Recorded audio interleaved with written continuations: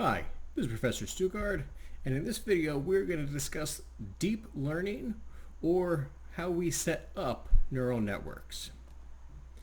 So our goals for this video are to just understand, first of all, what a perceptron is, which is our building block of our neural network, and then how neural networks are really constructed from them, and then we're also going to learn how linear algebra really simplifies this process, and how that any programming language that has optimized itself for linear algebra, or matrix multiplication really, is going to help us compute and run our neural networks very effectively.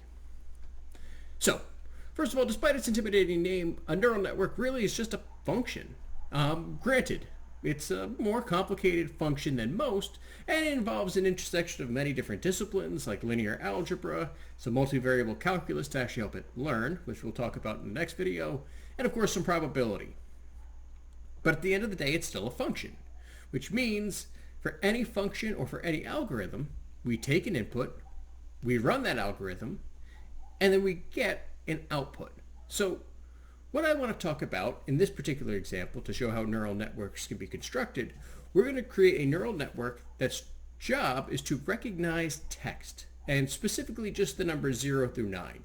So we're going to start with kind of an artificially small example, but hopefully just by talking about some of these concepts, we can see how we'll be able to scale this up, and with enough computing power, we can create a deep learning system composed of a neural network that is capable of doing all kinds of identification problems.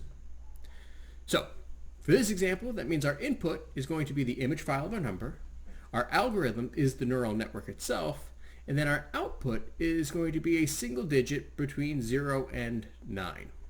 So, let's talk about the input. How do I input, well, written text? So, what is this? All right, we all know what this is. This is a 2.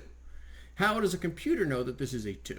Well, let's make it a little bit bigger, and then what we need to do is we somehow need to take this image of a 2 that we all recognize and somehow turn it into some mathematical structure that we can input into a computer. So what we're going to do is we're going to overlay a grid on top of it, in this case just a simple 10 by 10 grid, and we're going to convert each of those grids into a value between 0 and 1, which measures how much ink is used. Basically, this is called a grayscale image. So we take that number 2, and again, we're looking at the same exact grid, but now we're turning each of those grids into a value between 0 and 1, depending upon how much of it is colored in with the actual ink. All right. And again, take a look at some of those, well, spots, and hopefully we can see, all right, well, we got different numbers there representing the different proportions that are filled in. So what I have here is, of course, a 10 by 10 grid. I don't want to input a 10 by 10 grid into my neural network. What I actually want to do is take that and convert that now into a 100 by 1 vector. So a systematic way that, again, every image file we input into our neural network is going to get divided into a 10 by 10 grid. That 10 by 10 grid is then converted into a 100 by 1 vector. And again, as long as we do the same process each time, we have a consistent way of turning our image into this vector, we'll be fine. Our neural network is still going to be able to pick up the patterns here. So we have our 100 by 1 vector. Now let's talk about the output. Well, my output is I want to figure out what digit I have written here between 0 and 9. So what we're going to do is we're going to assign a probability to each possible value our output could be for those values 0 through 9. So here's a sample of what my output might look like. So is it a 0? Well, there's a 0.01% chance it's a 0. Is it a 1? It's like a 0% chance that it's 1. Is there a chance, what's the probability it's a 2? 0.99. So we have a very strong probability now that it's a 2, and then so on down the line. And we might even have ones that are kind of close, like, was it 0.3% or a 0.3 probability that it's a 9, but again, hopefully we'll have assigned a probability to the correct value, right? The highest probability goes to the proper value. Now, we're going to store all of these probabilities in a vector as well. So in this case, we're storing them in a 10 by 1 vector. All right. So let's look at where our problem is so far. We have a 100 by 1 vector that we input, we run it through our neural network, and then we're going to output a 10 by 1 vector corresponding to probabilities. All right, so before we talk about this neural network, let's take a step back and talk about some of the historical context. So a neuron, right, where the whole concept of a neural network arises from, a neuron is a nerve cell in an animal that communicates with other cells via their synapses. Multiple neurons that are connected together form a neural circuit or a neural network. Now, a single neuron can be connected to multiple neurons, which are then in turn connected to more neurons. And in our bodies, we have our neurons that signal to the other neurons via chemical and electrical processes, and that signal is a burst that travels from one neuron to another via the axon. And we say that a neuron is activated if it's sending a signal. Now, we typically consider our neurons to be either off with no signal or on when there is a signal or when it is activated. And so mathematically, we're going to think about this as either a 0 or a 1. Either it's off, a 0, or 1, it's on. And it was in 1957, or possibly 58, but probably 57, when Frank Rosenblatt proposed the first idea of a perceptron, which would act as an artificial neuron and would be capable of learning through trial and error the same way that a person does. And that was his big insight, is that maybe we can train this computer to learn like a person. It's going to guess and get wrong, but as long as we keep improving it through trial and error, hopefully it will be able to become very, very accurate. And so he originally conceived of this idea called a perceptron, kind of an artificial neuron that consists of multiple inputs, a processor, and just one output. And his original task was actually very similar to the example we're looking at, which was image recognition. Now, he was looking at, can a machine determine whether a shape is a triangle or not a triangle? But it's really through his ideas that we have been able to build upon, especially with more modern computing power, to actually make these neural networks and this deep learning into a reality. So, the thing is, we need to consider, though, our input and output of our perceptrons maybe a little bit differently. So here is the most basic perceptron. We have 2 input cells and 1 output cell. So this is the simplest possible perceptron. We have 2 inputs and 1 output. And so what we're going to say is that the inputs are the activations. So the input will be the activation, and so we'll call that A1 and A2, and then R is going to be our result. Now, the question here is how much weight should each of those inputs carry when it comes to the end result? And so I think the easiest way to think about this is sometimes with your grade, right? Your grade at the end of the year is going to be computed as a weighted average of several different values. You'll have your homework score, for example, and your final exam score. Well, your final exam score is probably going to be weighted much higher than your homework scores. So if that's weighted higher, it carries more importance. That activation is going to be much more important to your final grade than a single homework score. And so we assign weights to each of these activations. So activation 1, weight 1. Activation 2, weight 2.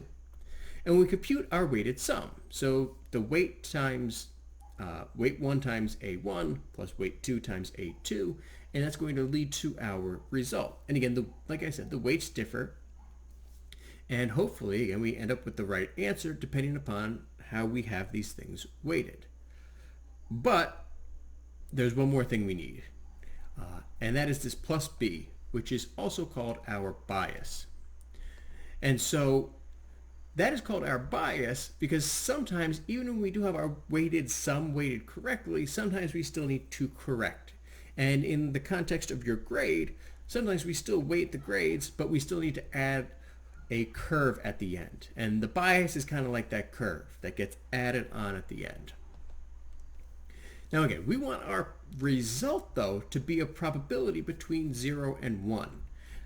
Kind of that idea between activated or not activated. And typically the closer to 0, the closer to 1, that's really what we want more in terms of our neural network. But again, we do want it to be between 0 and 1. And so we need to figure out a way to make that happen. The way we do that is with an activation function. And so after we calculate that weighted sum plus the bias, that result could be any number in the world. We can have negative weights, so we can have negative numbers, or we can have huge weights and huge numbers. But at the end, our output cell, we want our output to only be a number between 0 and 1. We want it to act as kind of a probability or as an activation. Either it's on or it's off, but again, it could be somewhere in between. Now, there's a couple of different activation functions. The classic example and kind of the most common one is the sigmoid function, which is also a logistic function. Although more common today is the rectified linear unit function. Because it's a little bit simpler to use, it actually works a little bit faster, and it turns out it's actually a little bit more accurate sometimes than using the sigmoid. So let's look at both of those in a little bit more depth, however. So the sigmoid is a logistic function. And so the sigmoid function is really effective because it's going to take any value between negative infinity and infinity. So its domain is all real numbers. But its output, or its range, is going to be bounded between 0 and 1, which corresponds to our probabilistic outcomes. So we define our sigmoid function, well, like that. It's 1 over 1 plus the inverse exponential function. That gives us that curve right there. And again, that's really useful for, again, anything between 0 and 1. You're going to see that we also use this with our logistic regression as well. The logistic regression, which is, again, when we try to assign a probability to our features, right? Our label is now a probability, an outcome between 0 and 1. Based upon its features, we use the logistic function as well. So we're probably going to see this function pop its head up a little bit later in the semester as well. Now, the rectified linear unit is a very, very simple function. It's actually incredibly simple.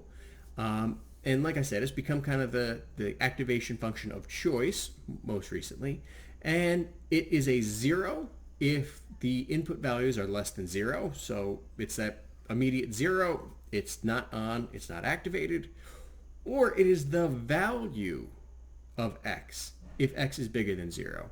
Now, you'll notice, well, obviously that value can get bigger than 1. We're not just bounding ourselves between 0 and 1 anymore. That's true. But what becomes useful about this as well is that when we look at the derivative of this function, the rate of change, well, the rate of change of 0 is 0. There's no change. So again, it's still activated at 0, but it becomes a 1 anytime x is bigger than 0. Because we're saying that, again, the rectified linear unit function is basically itself. Whatever our input is, that's the output. So it's the rate of change to any number to itself. Well, 1, it's a constant. And again, if you haven't taken calculus, so that's a little bit beyond you, don't worry about that for now. The idea is that, again, this derivative is going to be between 0 and 1 because derivatives are very useful for helping our machine actually learn. Okay. Now we need to go back to our example and our perceptron. So what we need to do is now take that weighted sum plus the bias and wrap it in one of those functions. And again, I'm going to use the sigmoid function because it's kind of the classic example that you'll see online. And it also just kind of looks cool to use the sigma, right? So we find our weighted sum, we add our bias, we plug it into our sigmoid function, and then our result is going to be some value between 0 and 1. And again, hopefully either very close to 0 or very close to 1. Either it's on or it's off. So now that we hopefully understand the perceptron, we go back to our neural network, right? This is what's going on as my actual algorithm. Again, just to kind of repeat ourselves, make sure we're still on the same track. What we're going to do is take our vector here, right? We're going to take our 100 by 1 vector and our 10 by 1 vector, and I'm actually going to convert those into circles, just because when we look at these as circles, it's kind of the same shape as our perceptron. But again, we're still inputting vectors. And so we're going to consider it as really 100 inputs, 10 outputs in the terms of our perceptron cells, even though, again, mathematically they're vectors. And what we have in the middle now, our neural network, is actually going to be composed of layers of these perceptrons. And so for this particular example, I'm going to use two hidden layers of 10 perceptrons each. So there's two layers that my neural network is going to go through. And this is the part that's kind of hidden from sight and that we typically don't even really look at most times when we're using a neural network. As long as our neural network works, then this is kind of like the black box. It's hidden from sight. No one's going to actually see what's going on in here. Now, for this example, again, I picked two layers with 10 perceptrons each. That's kind of an arbitrary number just to make sure it kind of looks all right on the screen so that we can see it. In practice, there are neural networks that have dozens of layers and maybe hundreds of perceptrons each. But as we add these layers of complexity, it becomes much harder to compute, and you need much more computing power to be able to run it. But we'll talk about that more a little bit later. Now, what goes on in my neural network? So what we're doing now is, let's say we look at this very, very first perceptron in my first layer. The way I'm going to calculate the value here is I'm taking the weighted sum, not just of two inputs, I'm taking the weighted sum of all 100 inputs from my 100 by 1 vector. All right, so I'm going to call this perceptron 1, 1, because, again, indexing is really important. Understanding how we index these things and label them and number them is kind of critical for figuring out the next part. But we're going to take, again, a set of 100 weights that go with my 100 inputs plus that one bias, and that value gets plugged into my sigmoid function, which then bounds it between 0 and 1, and then that gives me the value that's in that one perceptron. So again, a lot of things going on. Let's make sure we go through this pretty carefully though. So what is going on mathematically in our mathematical notation? Like I said, we have our sigmoid function, which is wrapped around my weighted sum, so weight 1 times input 1, plus weight 2 times input 2, plus all the way up to weight 100 times input 100, plus our first bias. And that gives us the value in perceptron 1, 1.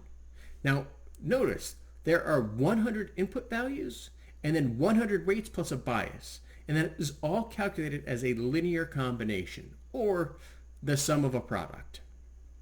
And then we feed that value into our activation function, and that returns the value in just a single perceptron. So again, what we really have going on here is we have 100 multiplication problems, 101 addition problems, then we plug it into our activation function, and that returns just the single value of the first perceptron in my first layer. Well, now that we know that we have how to calculate that, well, I got to move on to perceptron 2, 1. So my indexing now is going to be 2, 1 for this perceptron. Well, what do I need now? Well, I need a whole new set of weights and a whole new bias for this perceptron. The inputs are all the same, but I need to calculate a new linear combination with that new set of weights and that new bias. Well, okay, 100 new weights and another new bias. That means so far, just for these two perceptrons, there's 200 weights and 2 biases for a total of 202 parameters or variables for my neural network, and that's just for the first 2 perceptrons. All right, now, if we add this up over our entire neural network, which again, we have 100 input values, 2 hidden layers with 10 perceptrons each, and then my output layer with 10 values. When I calculate this out, that means there's going to be a total of the 100 times 10 plus 10 times 10 plus 10 times 10 plus the 30 biases at the end for a grand total of 1,230 parameters or variables in my network. So that means to tune this neural network, which is a simple neural network and kind of artificially small, I need to figure out the correct value for over 1,200 different parameters. Now, if I had set this problem up a little bit differently, so let's say I subdivided my picture now into a 16 by 16 grid, and then let's say I decided to have 2 hidden layers. I'm still keeping the 2 hidden layers, but now I increased it to 16 perceptrons each. Well, now I have a grand total of 13,002 parameters in my neural network. So again, the more complex our neural network becomes, the more parameters we have, and the more difficult it's going to be to tune and to actually get it to work right.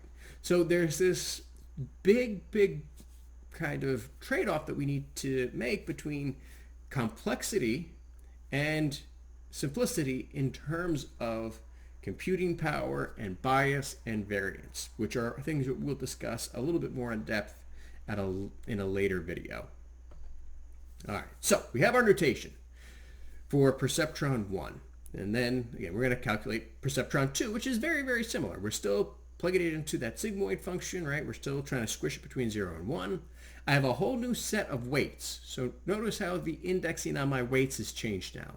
So for perceptron 2, 1, it's going to be weights 2, 1, then times my first input, then weight 2, 2, times my second input, plus all the way up to weight 2, 100, times my 100th input, and then plus that bias 2. And that gives me perceptron 2, 1.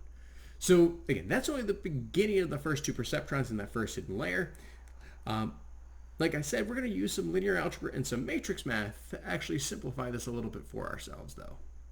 Because I can take everything that's inside the parentheses, everything that gets plugged into that sigmoid function, well, I can represent this as matrix multiplication, as a set of my weights times my input plus my bias. And again, this is matrix math, so the order matters. Basically, my first matrix is the matrix of all of my weights, which is going to be a 10 by 100 matrix consisting of all those different weights. All right, so that's my first matrix. That's my weight matrix. Then, of course, we have our 10 or 100 by 1 input vector, right? That's our image file converted into a 100 by 1 vector. And then we have our 10 by 1 matrix of our biases. All right, and again, that's because there's only 10 perceptrons in that first hidden layer, which means there's only going to be 10 biases. All right, so again, the beautiful part about this, and again, please feel free to double check your matrix math, right? When I multiply two matrices, a 10 by 100 times a 100 by 1, those inner numbers match, right? The 100s match, and then my output is going to be those out numbers, so 10 by 1. So when I do that matrix multiplication, it actually does end up as a 10 by 1 matrix or a 10 by 1 vector, which we can add to our biases. So remember the way matrix multiplication works. We take the row of the first one and find the dot product with the column of the second one. So that's actually that very first equation there for the perceptron 1, 1.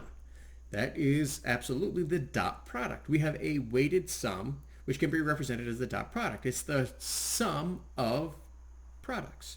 So here's our dot product. And so we have our matrix multiplication plus the addition. We wrap it in our sigmoid, and that gives us our first layer of perceptrons. So perceptron 1, 1 through perceptron 10, 1. So again, the indexing here, right? The first number is your row. That second number is your column. And again, the beauty of all of this is that that entire linear combination, this whole thing that might look kind of complicated, we can write so simple as just sigmoid of W times A plus B equals P1 as each of our vectors in matrices. So that equation right there is the heart of all neural networks. All right, so let's talk a little bit about what's actually going on, hopefully, in theory then. So once we have all of our weights and biases, we have that whole weight matrix set up, right? Then each time we're going to plug in a new input, right? A new set of A's, a new set of activations, and then we get our layer of perceptrons.